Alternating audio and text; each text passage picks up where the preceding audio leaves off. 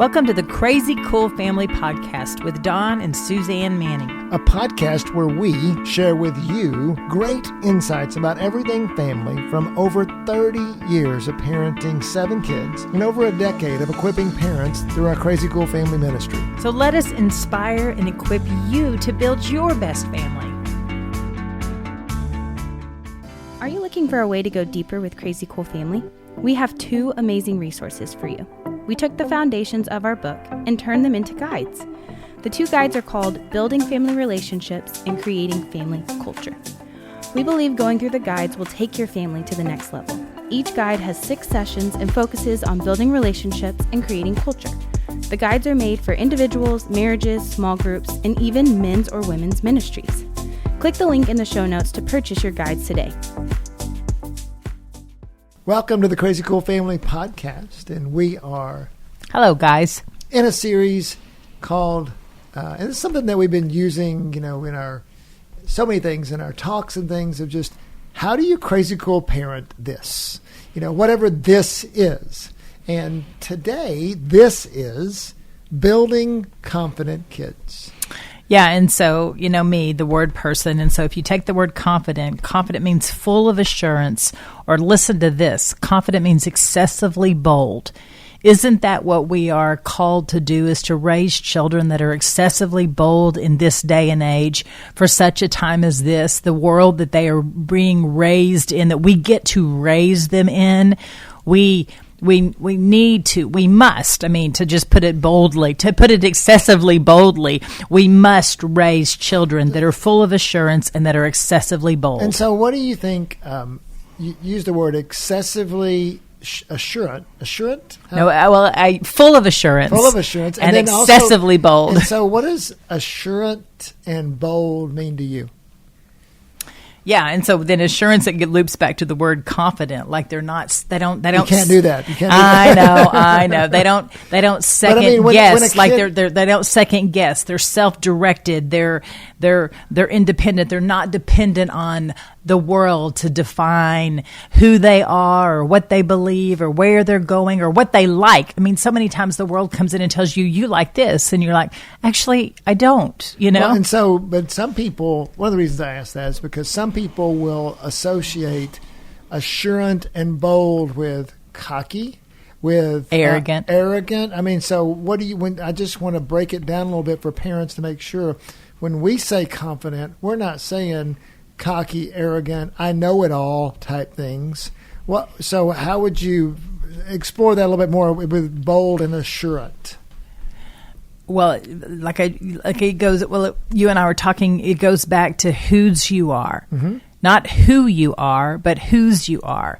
Who you are creates arrogance. I'm this. I'm puffed up. I'm the star of the this.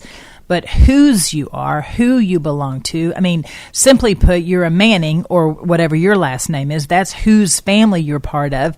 And so that puts some of that ownership or that where you belong in the place. But really where I'm going with it is you're God's. You're a child of the King. You belong to God, and you're his representative here on earth. He has put you here for a purpose and an identity, a direction.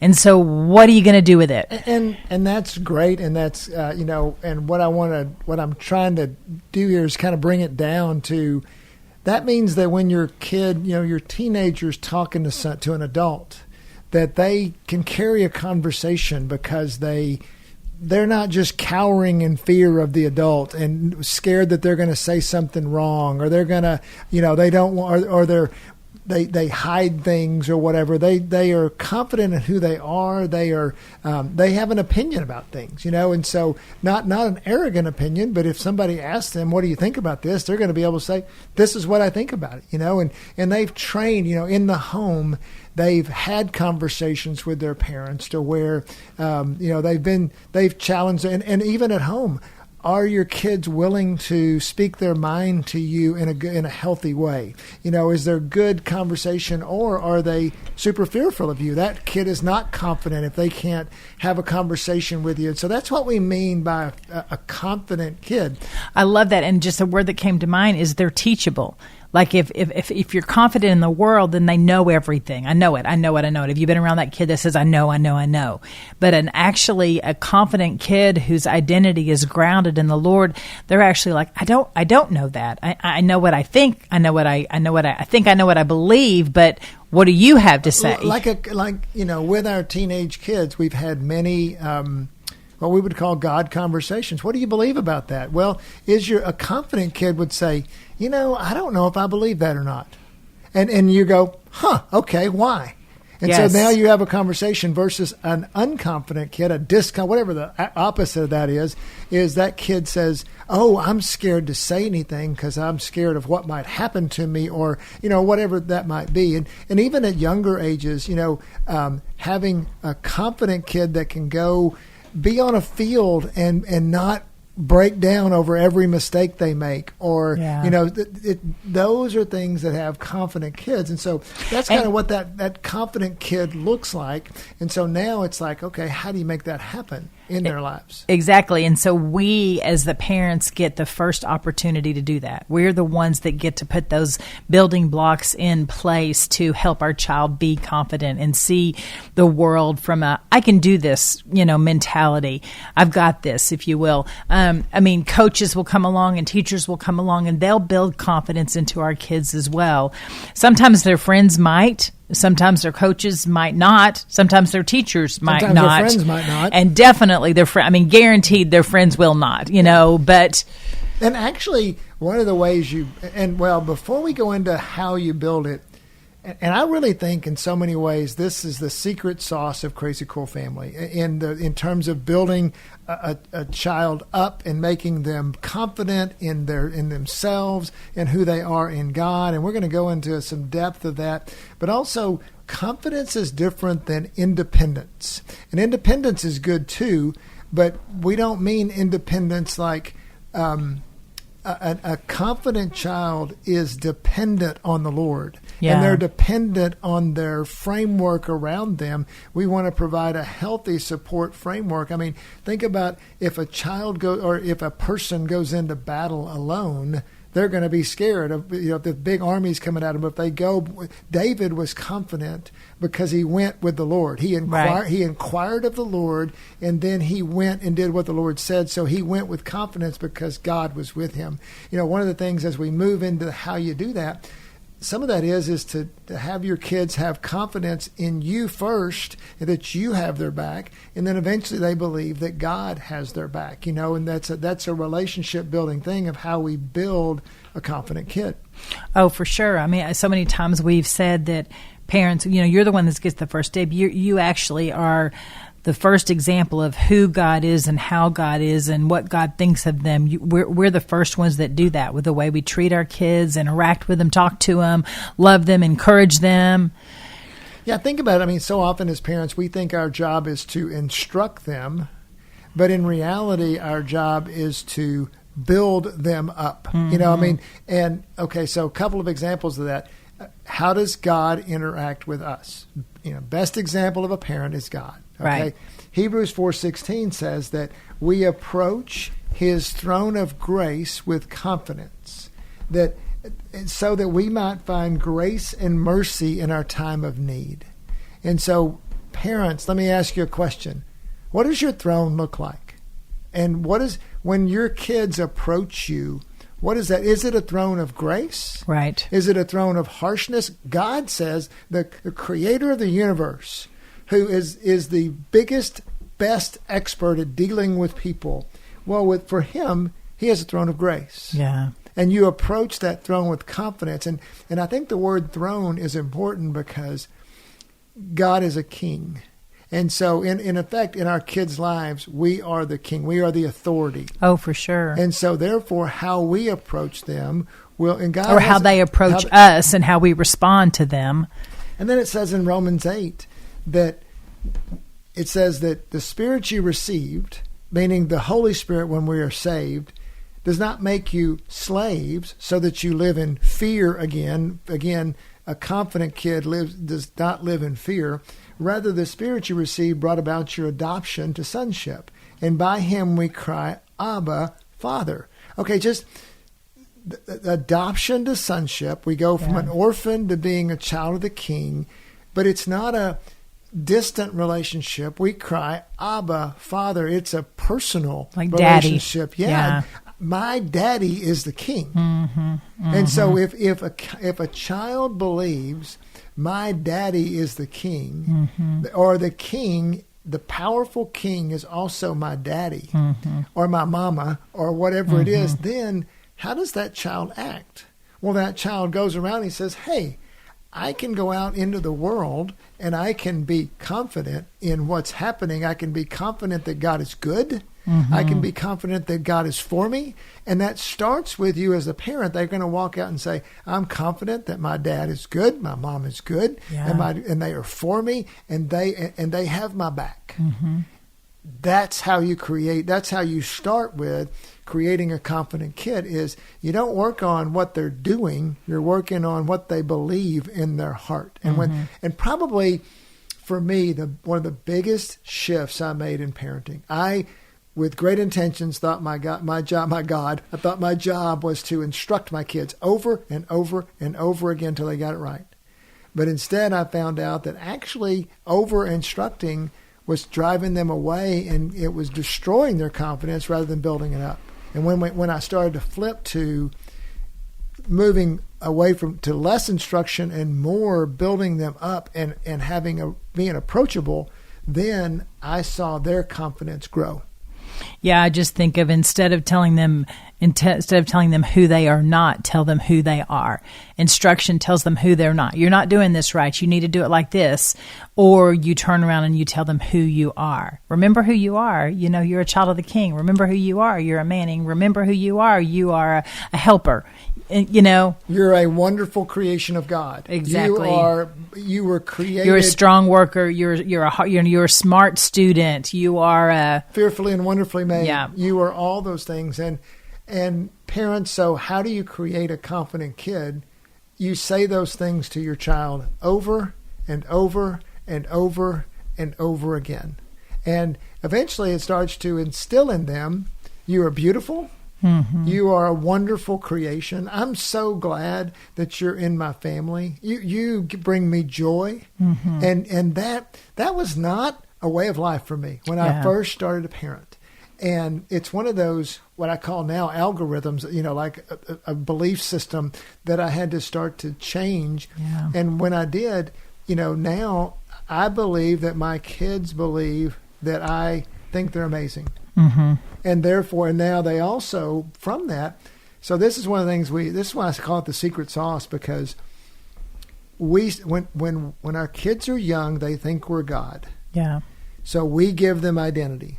And if we don't, then their view of God will be very heavily influenced by what their view of what they think we think of them. Yeah, so clarify that. What we think of them. Know that when you say to your child any kind of instruction, they're hearing they're not good. They're not smart. They're not behaving. They're not. And so that's what they hear. They literally take it personally.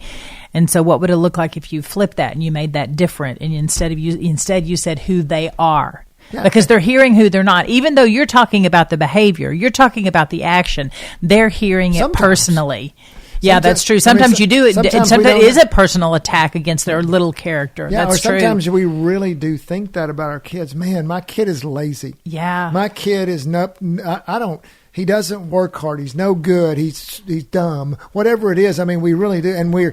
And actually that's a fear in us because we see a quality there that we think is a trend instead of an incidence, or we're embarrassed. You know, maybe our kid he's average baseball player, you know, or he's not the star on the basketball team. Or he's not a good speller. Yeah. And so we can't do math. And we are embarrassed. We want better for them. And all the things. And so we project an image to them of you're not enough. And when that happens, then when they start to, when they go out in the world, they're like, I'm going out to the world thinking I'm not enough. Well, what happens whenever you go out with something, for example, I'm not a hunter. So, I've never been a hunter, very rare, but so if you put a gun in my hand, I am not that comfortable with a gun.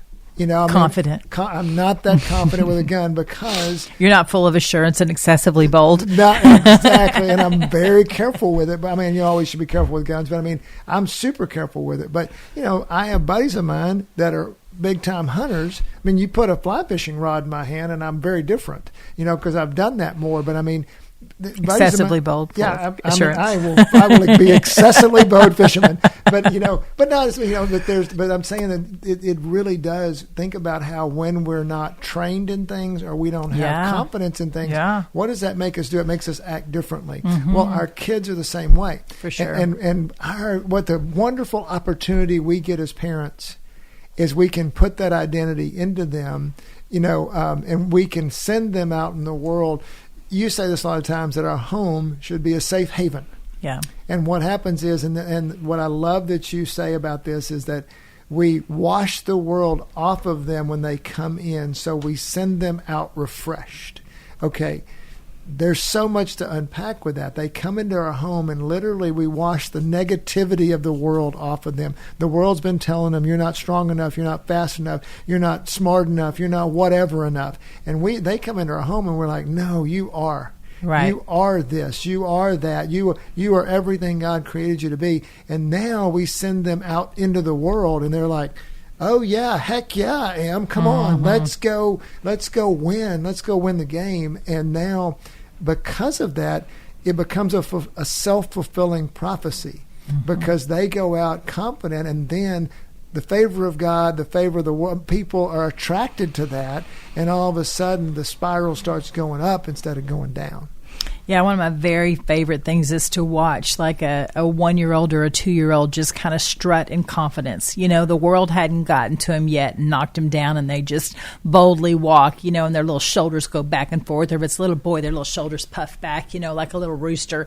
And I just absolutely love it because they haven't been torn down yet. They're still built up in who God created them to be. They don't know anything other than they're fearfully and wonderfully made. And sometimes you see a child that's been gotten onto a lot. Oh yeah, you can totally. And you can just see it in their little 3-year-old self. They're yes, their little countenance, and they're cowering. Yeah, and they look around to see what and they're maybe even deceptive because they don't want you to see what they're doing because they're afraid they're going to get in trouble. Versus and it can go the other way. A kid can be, yelling and screaming, too confident sometimes. But most of the time you see it the other way where the child's fearful. And what if we're creating, when a child with a lack of confidence actually is more prone to be a liar?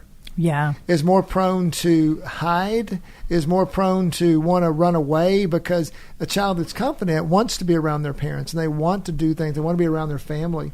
So what we hope we're conveying today is like, how do you create a confident child? Well, you create it by speaking life into them. For sure. And by telling them who they are. Yep. And really moving into these statements of affirmation and identity. Mm-hmm. Yeah, and I would say that an element in a confident child is one that's self-directed, that they know what they want, maybe that they're independent and that they're not going to go with the crowd, and so that might be another quality in a confident child. How else would you define?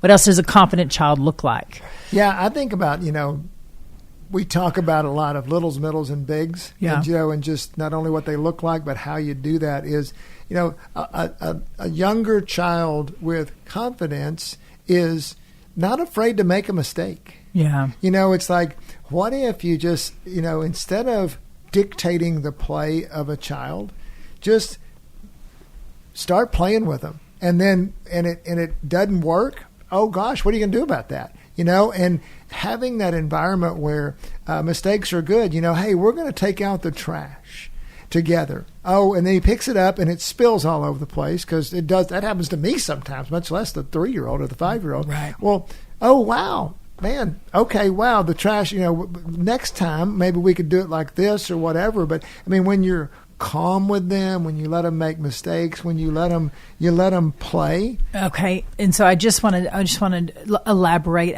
on that for just a second. Letting your kids make a mistake is huge. I mean, that is a game changer, if you will. A crazy cool change you can put into your family, if you will.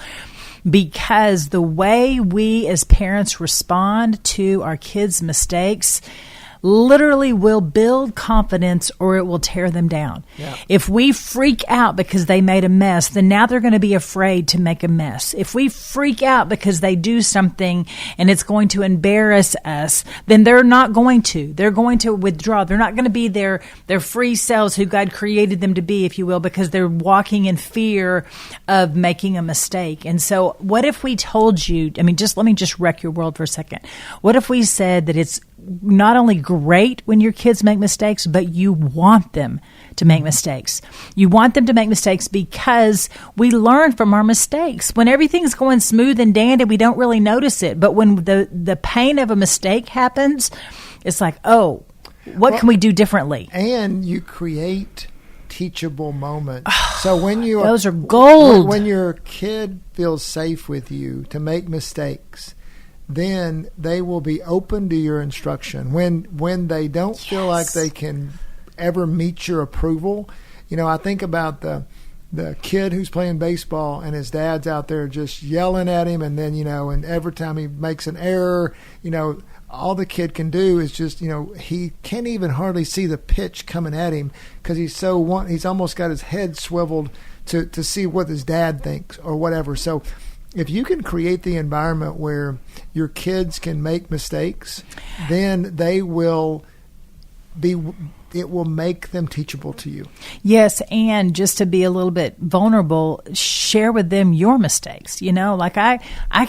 I have burned the bread on more dinners than I've not burned the bread. That's true, by the way. And that's a mistake. That's like I was distracted, I wasn't paying attention, and I got, And so what would it look like if you were even a little bit, vulnerable with your kids and said, I made a mistake when, and share what that is and let them know that it's not only okay to make a mistake, but it's going to happen. And think about with middles, they are, this is like grade school kids.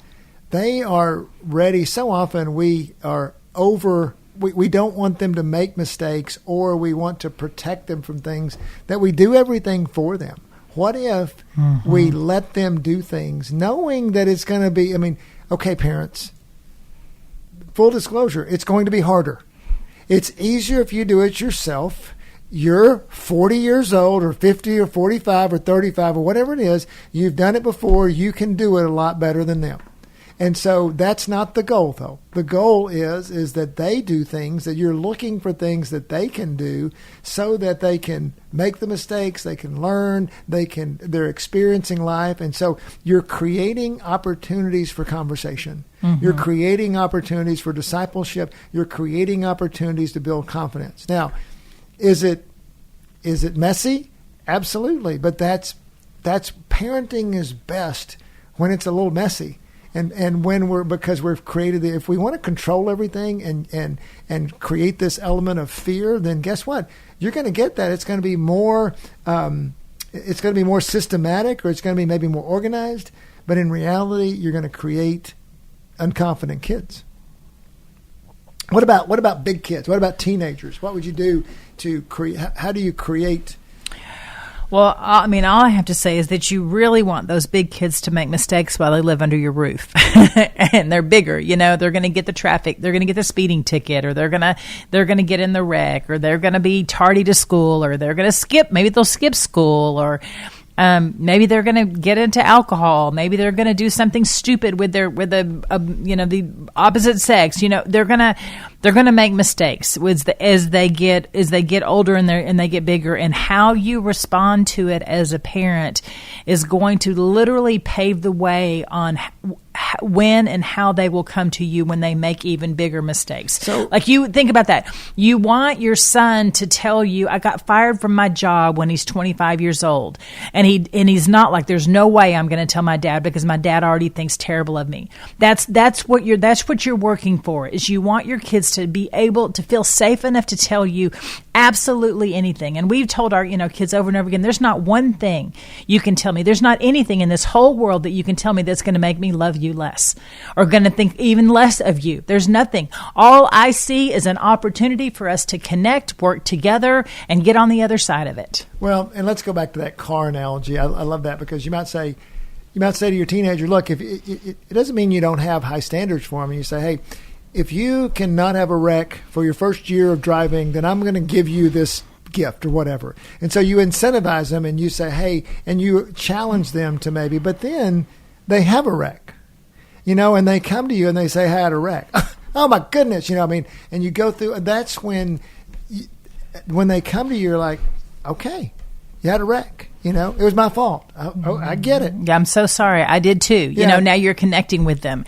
And then the consequences of your action is you're going to need to help pay for the wreck. Right. But I'm not going to ground you because you had a wreck. I'm not going to punish you, even if you were doing something like you were on your phone. I mean, and it's just like, what is that? What does it look like? How do we respond to the mistake? Yeah. And another way to build confident kids in the teenage years is don't be afraid of their theological and their salvation type discussions. They are realize at every age, but particularly in the teenage years, they're building their own belief system. And if you want to build a confident kid has their own belief system. Oh, for sure. It's not what my parents think, or it's not. I don't have confidence in it because. And how do we build confidence? We build confidence by fleshing things out. We build confidence by doing things. If I handled that gun more, I would be a lot more confident in that gun. So if we want our kids to handle their faith, if we want our kids to be able to handle things in the real world, then we got to be able to handle it with them at home without. And when we project fear, in 1 John 4 it says that there is no fear in love. But perfect love casts out fear, because fear has to do with punishment. Mm-hmm. And, that he who fears is not made perfect in love. And so if you're a parent that's going to create fear in your kids, in your relationship and in the fear of the outside world, you're going to create a kid that's lacks confidence. And I think also that kid, usually it's harder for that kid to love. Because love, and when a kid that's confident, they can go out. They don't feel like the world's out to get them. That kid's able to love. That kid's able to serve. That kid's able to act in confidence because of he knows or she knows who they are. Mm-hmm. So practically, like we talked about the crazy cool change. One thing to think about, and if we had to summarize maybe one thing that you could take with you. That crazy cool change might be let them make mistakes at every age and be more open to seeing mistakes as an opportunity. So, for example, maybe you have a rule that everybody puts their shoes in a certain place when you come home. Well, have that standard, and then how do you handle it when the standard's not hit? How do you show them that you love them, but yet you still have a standard of where it is? Maybe that's the dishwasher or the laundry or whatever, letting them do their own laundry. Suzanne, when did our kids start to do their own laundry? Well, it was definitely in stages. They, as little as 1 and 2 years old, they put their dirty clothes in their laundry basket. And so as little as that. And then when they were big enough to bring the laundry downstairs, they brought it downstairs. And then they were in, I don't even know, 5, 6, 7, they were able to sort it and put it away. And so, but always your goal was to progressively have them do their own laundry. What an element that you're talking about right now is independence and building that independence and knowing that independence goes back to that confidence. When they can do things on their own, you think about that 2-year-old that says, I do it myself.